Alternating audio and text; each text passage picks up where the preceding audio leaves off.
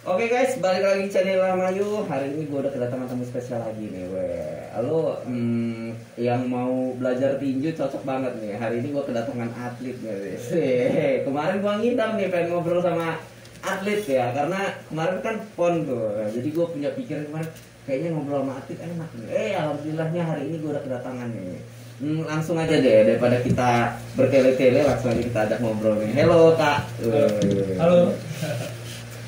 Kak, sebelum kita lebih lanjut nih, kenalan dulu sama teman-teman subscriber semua, siapa lu dan apa aktivitasnya nih? Oke, halo semuanya. Nama saya Muhammad Ramadan. Saya ini ya bisa dibilang seorang atlet dulunya. Dulunya. Jadi sekarang masih di dunia olahraga, ya berkecimpung di pengurus PONI juga, PONI Provinsi Lampung, dan masih aktif di kegiatan-kegiatan olahraga di Lampung. Video ini dipersembahkan oleh Gops Kopi, kopi nikmat asli Lampung Barat. Dan saya juga ada usaha sih. Oke, jadi kita ngeliat Kak Ramadan ini dari dua sudut pandang nih. Seorang atlet sama seorang pembisnis juga. Nah, jadi apa nih yang mau dibahas duluan ini? Kita bahas tentang olahraga dulu kali. Olahraga dulu ya, seru ya. Oke. Kan tadi katanya ada ngidam-ngidam ini. Jadi gimana ya bisa kenapa harus milih tinju kan? Olahraga ini? Iya sama sih, pertanyaan orang-orang selalu kenapa kita ikut tinju, kenapa Rama ikut tinju. Sebenarnya itu dari orang tua ya. Jadi orang tua saya itu dulu mantan atlet tinju. Ya prestasinya sih udah mantap lah, pokoknya kita susah untuk ngejarnya gitu, karena udah internasional, udah pernah waktu Indonesia juga. Wow. Nah jadi terbesit sih di hati saya tuh, saya mau jadi apa ya di sini. Dari kecil tuh memang, dan saya selalu tuh ngerasa diri saya tuh harus dituntut untuk sehat. Jadi berpikir tuh sehat aja dulu. Jadi memang orang tua tuh ngarahin kita untuk sehat. Ternyata orang tua saya ngelihat saya tuh punya bakat. Maksudnya memang punya bakat, ada nih kans untuk jadi seorang atlet. Ya dari kelas 5 SD saya mulai latihan. 5 SD saya latihan. Jadi dari 5 SD itu saya latihan sampai saya kuliah. Sampai saya kuliah pun masih latihan. Jadi memang lama banget jenjang saya latihan. Nah dari saya latihan itu sebenarnya awalnya nggak mau tuh untuk menjadi seorang atlet. Jadi cuma olahraga sehat dari kelas 5 latihan terus sampai kelas 6. Nah di kelas 6 SD itulah banyak cerita. Jadi memang kenapa tekuni nih tinju, ternyata memang banyak ya, zaman dulu lah ya, zaman dulu pada tahu juga mungkin bullying ya. Kebetulan badan saya sih nggak gede-gede amat. Dulu gitu. belum gede ya? Belum, masih nggak bongsor gitu. Ya nggak bongsor, cuman tinggi aja. Nah cuman ya namanya kita di rumah terus itu ya dibilang nggak badung, nggak nakal gitu. Jadi ya jadi bulian buat teman-teman yang nakal gitu. Walaupun badannya tinggi ya. Nah dari situ rasa nih, wah ini nggak bisa nih kalau saya diemin aja gitu. Tapi bukan untuk balas dendam, tapi untuk membela diri aja. Jadi memang suatu saat itu memang benar hal yang nggak saya inginkan tuh terjadi. Jadi saya sudah latihan nih, tapi nggak, orang-orang pada nggak tahu saya itu latihan apa. Ya, memang si latihannya secret aja di rumah, memang ya di rumah aja latihan, tinju, ngepet sama orang tua sendiri gitu kan. Dibully kan sama anak SMP. Ada satu sekolah yang nggak bisa saya sebutin sekolah saya dibully. Terus itu, nah akhirnya dari situ tuh dia kaget ngebully saya, ngelawan gitu. Maksudnya ngelawan, tapi saya sebenarnya awalnya nggak mukul sama sekali. Jadi saya pukul sama dia, saya diam dulu. Saya tahan, akhirnya saya balik. Ceritanya saya balik. Saya ngomong sama orang tua, saya diam sama dia, lawan ya gitu. Nah dari situ saya mulai berani untuk memberi sesuatu pelajaran untuk orang yang jahil sama saya. Akhirnya dari situ udah mereka pada tahu saya latihan, dan akhirnya rame pada ikut latihan semua. Jadi dari sekolah itu ada, dari lingkungan saya ada hampir 30 orang yang latihan saat itu, seumuran saya. Karena ngeliat saya tiba-tiba berubah jadi kayak superhero ya. Kalau dulu kan bocah berubah gitu kan. Karena nggak tahu akhirnya banyak yang latihan. Nah dari situ saya mulai nekunin saya serius di atlet. Memang dari kelas 6 saya masuk SMP, sama di SMP saya mulai berkecimpung di olahraga. latihan, terus itu training, tanding, sparring gitu. Tapi belum memang ikutin kejuaraan. Belum Karena kejuaraan, ya. di umur saya ya kebetulan tuh di tahun 2009. Malah enggak, sorry, 2006. 2006, 2007 itu untuk kejuaraan tinju untuk usia itu belum ada. Jadi saya ketemu pertanding itu di usia segitu di 2009, saya tanding ketemu usia yang dari atas saya dan jam pertandingannya pun nggak banyak. Jadi memang pertama ya kali ya menurut saya yang ada kejuaraan junior lah, bahasa junior itu saya ngikutin dan lawannya itu bukan seumuran, maksudnya memang bukan tanding lawan saya, memang udah pengalaman jam terbang dan dia udah senior. banyak ya. Nah dari situ. Jadi itulah saya mulai, saya harus serius nih di olahraga karena banyak dapat teman, terus dibuat diri sendiri aman gitu, dan yang pasti banyak orang yang ngikutin kita gitu, maksudnya minta perlindungan. Iya dari sini tuh banyak ceritanya di bawah. Gokil, berarti dari SD udah mulai terjun ke dunia tinju ya? Iya. Tapi belum ikut kejuaraan. Benar. Belum, SMP itu kejuaraan itu baru kelas 3 pas sudah mau lulus. Jadi teman-teman pada study tour liburan, kita tanding. Nah, ini kan kebetulan orang tua itu basicnya memang atlet kan? Atlet nasional bahkan. Itu di Kak Rama itu menjadi tuntutan nggak sih?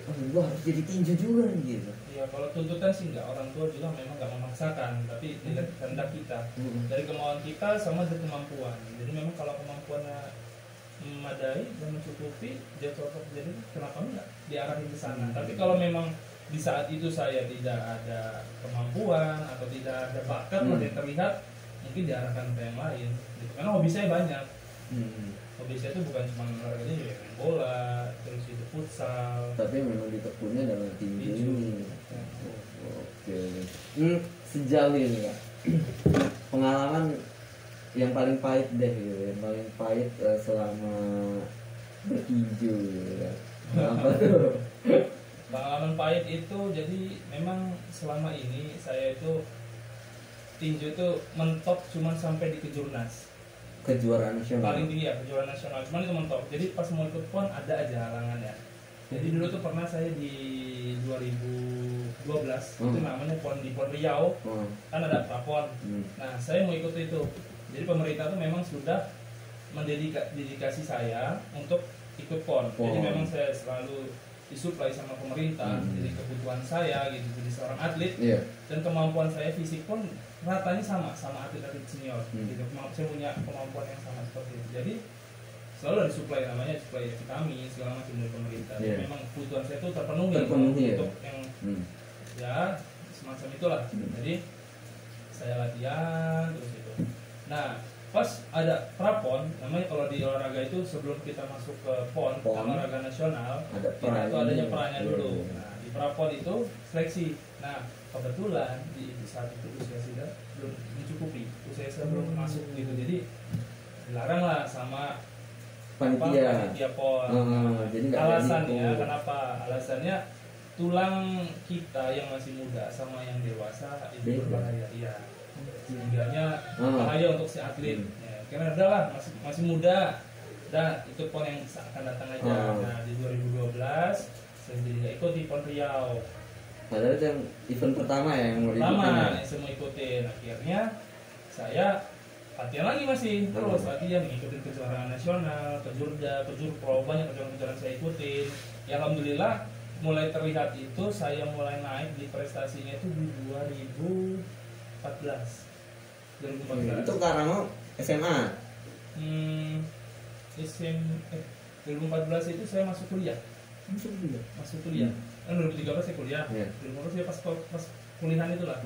Dan memang itu ada yang pahitnya ya. Pahitnya itu pernah saya juaraan. Jadi di 2014 juga, 2014 saya pulang dari Jambi sampai pada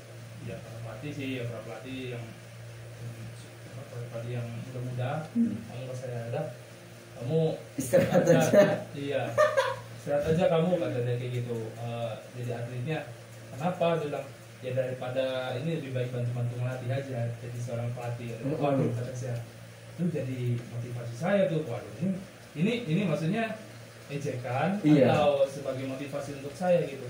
Tapi terbenak di hati saya bilang sama orang tua saya, pokoknya selesai pertandingan satu kali lagi ini kalau saya masih kalah juga, maksudnya nggak nyampe ke juara satu, kan kita tuh mana tuh juara satu. Juara satu itu ya. Memang dicari itu memang yang itu udah championnya gitu kan, titik puncaknya. Jadi saya berhenti kita akhirnya dalam waktu 2 bulan. 2 bulan saya latihan pagi siang sore dengan tekad saya gitu sambil kuliah itu.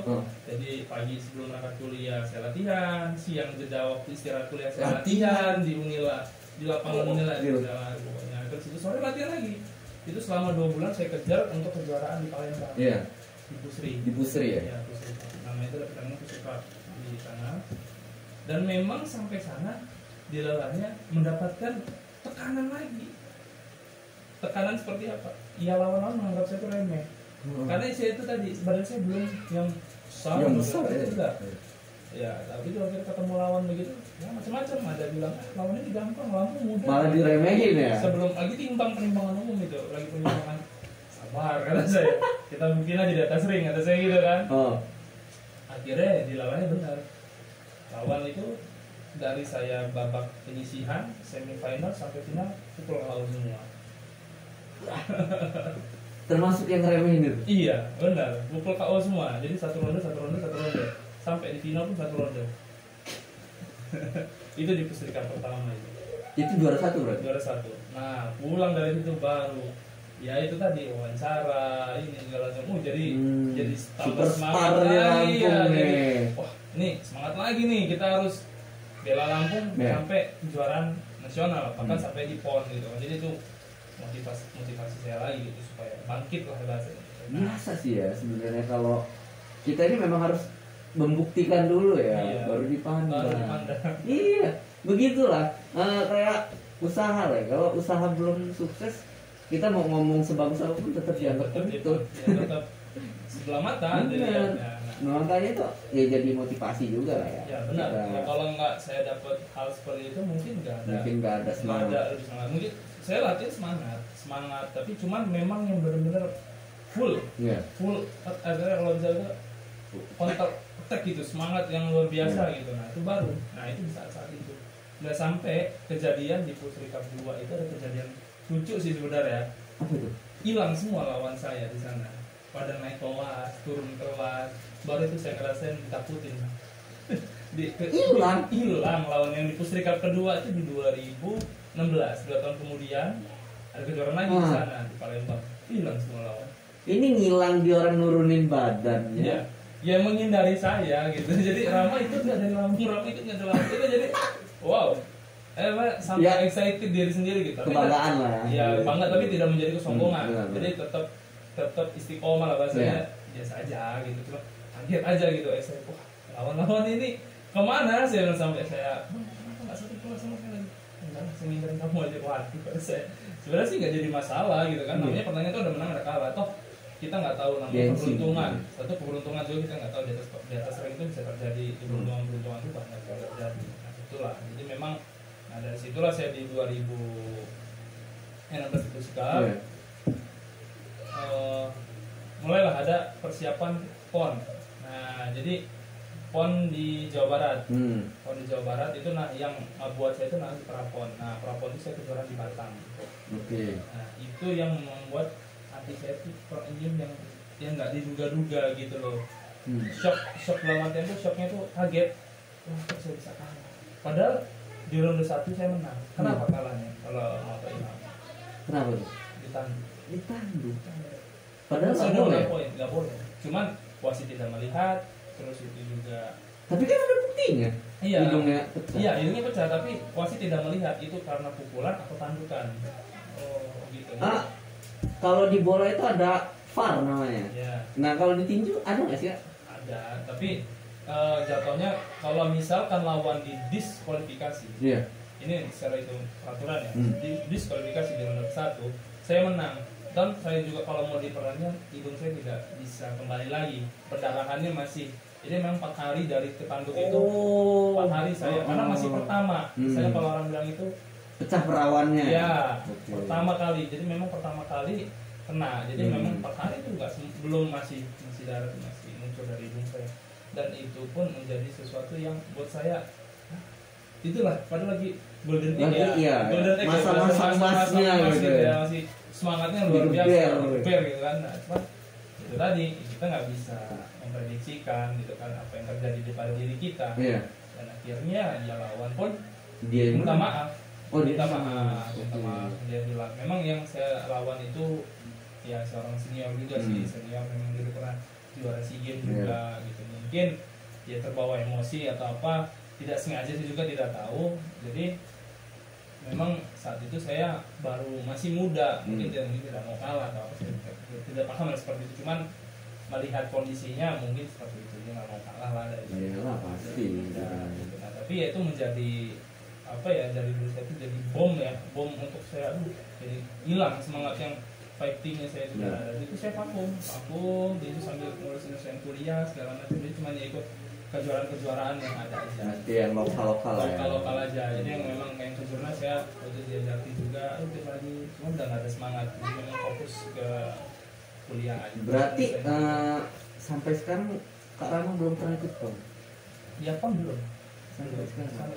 Jadi memang pengen kemarin yang kebetulan yang PON ini yang Oh, Papua yang Papua. kita Lampung Oh. masuk 10 besar nih ya, 14 emas, luar biasa. Sebenarnya aspirasi banget buat Keren. inspirasi buat para ya atlet-atlet Atlet-atlet. yang nanti PON yang akan datang ini di Medan sama di Aceh. Oh, yang Medan macam. Nanti tuan rumahnya Medan sama Aceh. Jadi dari kemarin kan di Merauke, Iya. istilahnya Sabang sampai Merauke. Jadi kembali Papua, kembali lagi ke Aceh. Jadi mulai lagi. Sabang lagi. Ya, Sabang istilahnya. Lagi mulai, nah insya Allah kalau memang ada jalan ya, atau dalam artian ada kesempatan, saya akan ikut. Mungkin kalau si Ilham Wih, ditawarin dia ayo. Kalau Kak, tips dong kalau untuk kita nih yang pengen, kita kan nggak ada basic nih, termasuk teman-teman semua nih, mungkin nggak ada basic gitu untuk mengikuti kayak menjadi atlet gitu. Nah, kira-kira kalau mau jadi seorang petinju itu harus apa sih Kak? yang tahap-tahapnya? modal untuk petinju yang pertama itu harus berani ya, mental. Jadi kita nggak bisa memaksakan seorang yang petinju gitu kalau nggak ada kemauan dari hati. Mental tuh bukan dalam artian dia jago berantem ya, bukan, tapi mental tuh keberanian dia, kemauan dia. Nah itu menjadi salah satu tolak ukur mental ya. Misalnya punya mental pejuang, karena memang latihan tinju itu luar biasa capeknya. Kita latihan berbulan-bulan, malah bahkan bertahun-tahun, naik di atas ring cuma 3 menit, capeknya sama latihan. Bayangin nggak? Naik di atas ring cuma 3 menit, satu ronde, capeknya kayak setahun latihan. Kalau nggak percaya rasain nanti deh. Emang bener-bener, emang ya kardionya termasuk luar biasa. Ini benar. Dibanding cabur-cabur lain, memang tinju kardionya paling besar. Terus dari mental apa lagi? Dari mental, terus tuh yang kedua disiplin. Ya karena latihan. penting juga. Sekarang begini, kita perang. Kalau kita perang, yang satu latihan, yang satu kita dengan senjata lengkap, dengan sepatu, dengan apa yang keren gitu. Yang satunya latihan kan segala macam, tapi dengan yang biasa aja, tapi kan nanti hasilnya berbeda juga. Nah, maka jadi semua apapun, ya nggak di cabur tinju aja sih sebenarnya. Semua cabur pun latihan itu paling utama. Disiplin, tapi kalau latihan yang cuma latihan asal-asalan ya jadinya juga bakal asal-asalan gitu. Kira-kira kalau mau untuk menjadi seorang atlet itu butuh berapa tahun sih? Bisa ditakar nggak? Kalau di tinju paling cepat itu bisa prestasi ya ininya. Itu paling cepat setahun. Setahun latihan. Paling cepat setahun. Paling cepat juga. Paling lama ya 2 tahun. Paling cepat setahun karena itu memang udah boleh untuk ikut kejuaraan. Boleh. Ya bahkan malah ada yang nekat baru 2 bulan latihan ikut nanti. Tapi ya hasilnya jadi samsak, tidak ada sering. Gitu. Tapi memang kita nggak bisa nemuin seseorang itu ada keturunan petinju kan? Tapi mempunyai bakat. Memang olahraga itu paling simpel, cuma tangan aja. Tapi akalnya banyak. Nah, gitu. Intinya harus punya mental, disiplin, sama yang tidak tuh ya doa. Bener. Setiap apapun usaha kita kalau nggak tanpa doa itu ya sia-sia. Benar. Jadi minimal setahun dulu ya. Minimal setahun. Oke, Ilham Ayu, kita setahun ya. Kita setahun latihan. Kira-kira kalau yang kelas berat itu lawannya juga sama. berat, nah. Jadi di tinju itu ada ini nih, berat badannya itu diukur. Iya. Misalkan ada kelas 54 ya ketemu lawannya juga 54 sama yang kelas 64 kg ya ketemunya sama yang 64 kg, jadi nggak bisa yang kelas 64 ketemu sama 75, ketemu yang 90 bahkan nggak bisa, jadi harus berat badannya sama. Itu namanya kelas, ada kelas-kelasnya, Ada grade-grade-nya gitu ya. kelasnya itu kelasnya diukur dengan berat badan, tapi nggak ada yang, tapi usia dan usia ya, usia juga memperhitungkan, jadi nggak bisa yang usia masih 12 tahun ketemu sama yang 21 tahun. Itu tadi kayak saya tadi yang di awal kita bicarakan ngobrol, nggak boleh. Padahal saya punya kemampuan fisik sama dengan senior, tapi dengan usia umur tadi ya bisa saya ikut itu. Berarti usia misalkan beratnya 52 ketemu 52 ketemu 53 nggak bisa. Dia nggak bisa, jadi harus 53 itu udah masuk ke 54 ada. Ada. Jadi ada berat-beratnya. Jadi kelas 52 sampai 54 sampai kelas 60. Jadi 60 ya harus, misalkan kamu tanding mau di kelas 54. Ya. Karama beratnya 56 contoh, misalkan saya ya. Ketemu berarti? Enggak ketemu. Saya 60, kamu 64. Jadi harus berat saya di 54. Bahkan kalau misalkan 52 saya baru bisa. Jadi harus di bawah, enggak boleh ngelewatin batas maksimal. Jadinya 54 itu maksimalnya. Wah, jadi banyak ilmu nih kita. Bentar lagi nih ikut kejuaraan ini. Tunggu kayaknya. Nah, oke. Kita bahas dunia bisnis deh. Nanti lagi kita sambung dunia olahraganya ya. Karena kan sekarang bisnis juga ya? Ya, bisnis. Bisnis apa? Ya, makanan gitu sih. Nah, contohnya angkringan lah. Iya, memang saya angkringan. Angkringan. Ada angkringannya tuh di Keraton. Wilayah Keraton sama yang kayak ada kafe, jadi angkringan rasa kafe itu di Korte. Ada 2 berarti cabang. Ada 2. Nah itu kapan mulai terbentuk? Rilisnya itu pas pandemi. Oke. Biasanya orang-orang pas pandemi itu ngapain gue ngeluarin duit? Iya. Tapi kita berpikir malah keluarga ya, karena ini bisnis keluarga. Jadi ini bisnis keluarga. Okay. Jadi kita coba menciptakan lapangan pekerjaan dengan di pandemi, masa pandemi seperti itu. Kenapa namanya angkringan tengah? Karena tengah-tengah pandemi itu. Oh, filosofinya itu. Kirain angkringan tengah itu diimpit sama yang lain-lain gitu kan. Soalnya kan di samping itu ada. Memang banyak jalan juga. Oke. Berarti filosofinya dia di tengah-tengah pandemi. Nah, gimana terus struggle-nya? Jadi ya itu sebenarnya kita tuh hobi makan, jadi ceritanya. Nah ini dari saya jadi atlet, stop setelah menikah. Jadi stop setelah menikah. Nah bingung nih kegiatan apa nih, jadi udah jalan-jalan, makan. Itu kerjaan saya setiap hari tuh, makan, jalan-jalan. Tapi tetap bidang olahraga ya saya masuk di poni tadi. Jadi tetap ngurusin olahraga juga, tetap ngasih support buat adik-adik yang memang lagi berjuang gitu kan. Nah itu dia hobinya tetap jalan, makan segala macam. Nah itulah dari situ muncul ide dari kita, kenapa kita ceritain aja ya, kita udah jajan makan tapi kita nggak coba produksi gitu. Maksudnya produksi itu kita aktif dalam ya membuka lapangan pekerjaan gitu loh, mencoba menjadi seseorang yang nggak seseorang sih, menjadi ya keluarga yang kreatif dan inovatif gitu. Jadi yaudah jadi kita ketemu kita di konsep angkringan. Dan kebetulan itu gara-gara kita suka ngeliat ya apa sih gitu unik apa ya, makanan apa ya bisa orang suka, dan ngeliat Jogja ya bener Jogja rame ya, gitu, Jogja itu rame gitu. Nah sampai jadi kita tuh ceritanya gini, udah ngerekrut nih orang grup angkringan, jadi memang grup kita tuh udah ya dalam artian dianggap seperti keluarga gitu. Saking pengen tahunya apa sih angkringan kita jualan nih di sini angkringan, jadi udah jalan 6 bulan penasaran nih, kita jualan angkringan 6 bulan gitu, 6 bulan ini. Ini kayak mana sih sebenarnya konsep angkringan sebenarnya yang ada di Jogja? Akhirnya tadi turun ke sana. Serunya itu. Datang ke sana, melihat oh begini angkringan. Ternyata apa ya? Di sana tuh di Jogja itu excited gitu. Nah, kenapa kita bisa ciptain gitu? Jadi di Lampung kalau bisa ada food court. Di Jejer tuh angkringan semana. Itu udah ada kan akhirnya tercipta juga gitu di Lampung. Nah, jadi bisa banyak orang pilihan-pilihan itu tadi mau. Berarti berangkat ke Jogja buat melihat itu. Benar itu ngeliat. Oh ternyata jadi ada banyak inovasi lain. Dan itu kan ngeluarin modal. Iya, ya itu loh dari untung kita sisihkan untuk ya istilahnya kalau di pekerjaan itu salah satu harus reward biasa. ya. Reward pelatihan. Oh iya, Nah, cuma pelatihannya nih di bawah holiday gitu. Oke. Liburan sambil belajar. Iya, perlu penting sih sebenarnya kita kayak kita apa ya, kalau bahasa UKM itu kita ATM gitu. Amati, tiru, terus modifikasi kan. Nah, karena kita nggak punya ilmunya, akhirnya kita yang berangkat ke sana, Iya. melihat langsung. Tidak langsung. Gokil nih. Berapa kru masih di bawah? Di bawah itu ada 12 ya. 12 orang.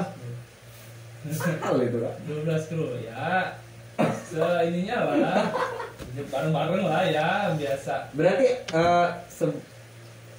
ini usaha yang pertama kali Pertama kali di tengah-tengah pandemi. tengah-tengah pandemi. Jadi ya alhamdulillah dari kita di pinggir jalan dengan seringnya waktu bisa buka kafe. Jadi memang yang di angkringan yang di Kedaton itu udah setahun usianya. Jadi Udah setahun. Udah super anniversary kemarin. Hmm. Jadi yang di Korpri itu baru jalan 4 bulan. Di Korpri ini konsepnya kafe. Kafe. Jadi memang kafe ada coffee shopnya gitu. Udah lengkap tuh. Sudah ada coffee shop, ada makanan. Jadi memang ya itu. Nah terus kalau misalnya karirnya bagus kan di bisnis ini. Jadi karir itu sebenarnya pilihan ya. Oh. Jadi kita mau ke usaha atau ke atlet kan nggak bisa yang berbarengan. Iya. Nah ini kayak mana nih? Misalkan kalau di usahanya lebih maju gitu kan. Ya kita harus pilih usaha berarti. Tapi enggak. Jadi memang kalau dari ini saya sih, dari pribadi saya kan ini karena keluarga. Iya. Ini kan yang ngebelajarin pun juga keluarga. Gitu. Tapi ya kita kan salah satu di situ juga. Ini tetap olahraga. Karena memang dari dulu saya cinta banget sih sama olahraga. Gitu. Ya usaha pun jadi sekarang jadi ini saya gitu. Jadi memang dalam artian itu ladang ya bahasanya Ladang. gitu, ladang keluarga untuk gitu usaha. Gitu. Seru juga ya. Ini seorang atlet yang disuruh apa ya? Suruh untuk kalau menjadi atlet itu harus jadi apa ya kita? Inovatif. Berinovatif. Iya, benar kan? Benar lah. Nggak bisa diem aja gitu. Iya. Karena banyak Kak kisahnya gitu ya. Kayak atlet-atlet yang udah besar namanya gitu ya. Tiba-tiba pas tua dia Ya, gimana gitu. Makanya jadi banyak pertanyaan gitu. Kita ketika pengen jadi atlet ada masa depannya nggak sih? Gitu. jadi sekarang begini, kita memang itu yang dulu ya. Iya. Kalau sekarang sih penghargaan untuk atlet luar biasa. Iya, Apalagi apresiasi untuk banget ya. Provinsi Lampung, apresiasi atlet yang pas kemarin aja 250 juta. Wah, Nah, tinggalkan yang mengelola ya seperti tadi, uang itu untuk diapakan seperti apa. Gitu. Sama yang untuk yang SEA Games, tahap SEA Games, Asian Games itu Miliaran. bonus sudah miliaran. Gitu. Jadi bahkan penghargaan untuk atlet sekarang tuh memang luar biasa gitu. Nah makanya termotivasi lagi saya untuk jadi atlet gitu. Jadi wah boleh nih saya jadi atlet lagi gitu untuk ngembangin sih usaha saya. Iya. Jadi atlet berjalan, usaha pun berjalan. Itu cita-cita saya sih yang sekarang seperti itu. Jadi memang olahraga itu udah menjadi darah daging, usaha pun sekarang ya udah mengikuti juga ya. mengikuti juga gitu. Iya, jadi bisa dibilang ada duitnya lah ya kalau Iya, atlet ya. ada. Gitu. Ya alhamdulillah sekarang atlet diperhatikan lah untuk kesejahteraannya. Gitu. Jadi memang nggak ada itu yang lepas. Memang kembali pendidikan juga sih. Jadi makanya jadi kalau kita menjadi seorang atlet ini untuk pembelajaran aja sih. Jadi makanya saya kan saya jadi atlet, saya juga kuliah saya nggak lepas. Sih. Iya. Jadi tetap saya kuliah. Ya, alhamdulillah saya kuliah juga lulus dengan nilai yang puas lah, Puas, gitu, ya. cukup gitu kan. Dalam artian jadi semuanya sama, nggak ada yang sampai saya tinggalkan. Memang kalau kata orang sih rata-rata nggak bisa yang namanya sekali dua berjalan, tapi memang salah satu fokus. Tapi kenapa enggak kalau kita ciptakan Iya. berbarengan kan? Bener. Gitu. Tinggal kitanya aja yang bagaimana mengelola waktunya. Kita ngobrol terus ya, nggak harus dah. Oke, Oh, iya. kita minum dulu nih. Ada Kopi Gops Kopi nih. Gops. Ini sponsor kita hari ini Kopi Gops. Jadi Kopi Gops ini usaha, dia ini produksi ya. Jadi teman-teman yang mau punya usaha kopi yang bingung kan harus punya kebun, harus punya tempat produksi ya. Nah, Gops ini memudahkan teman-teman yang nggak punya yang nggak punya lahan-lahan kayak gitu. Iya. Bisa punya usaha kopi juga. Nah, jadi teman-teman yang pengen punya usaha kopi, bingung cara beli binnya di mana, Gops bisa ngasih kalian dengan cara kalian bisa nge-repack nih. Jadi teman-teman bisa nge-repack semua binnya, bisa di labelin pakai nama teman-teman lah gitu. Jadi boleh ya. Gitu. Boleh. Minum dulu lah. biar Minum dulu deh biar asik ya. Jangan lupa di follow tuh Instagramnya Gobs Kopi. minum kopi itu kan agak di Ada actionin ya. ada seruk gitu. Cara minum kopi yang benar tuh gitu, itu lebih nikmat. Rasa kopinya lebih terasa. Iya. Nah, lanjut lagi. Lanjut. Kak Rama pernah berarti udah pernah keliling Indonesia loh? Ya Indonesia semua sih enggak, cuma beberapa provinsi aja. Yang paling jauh itu di Batam lah. Kalau untuk tahapan saya itu Sumatera Jawa. Waktu itu mau yang ke Sulawesi ya halangan. Harus pilihan. Itu tadi kalau kita tapi ya saya tetap karena masih jiwa olahraga, saya tetap berkecimpung ya di olahraga. Memang apa ya bahasa orang udah gampang lah tinggalin aja. Tapi sebenarnya menurut saya enggak. Jadi memang saya pilih keluarga karena sewaktu-waktu saya bisa pergi sama keluarga ke sana. Tapi daripada saya pergi ke sana ninggalin keluarga kita berbentuk. Keluarga kita nyaman atau apa seperti apa. Jadi memang harus ada pilihan. Ya balik lagi ke individual masing-masing ya. Nah, kalian mau milih yang kayak mana itu terserah kalian. Nah, kalau Kak Rama itu milihnya keluarga. Jadi kita nggak bisa menyalahkan juga ya. Jadi memang kalau bilang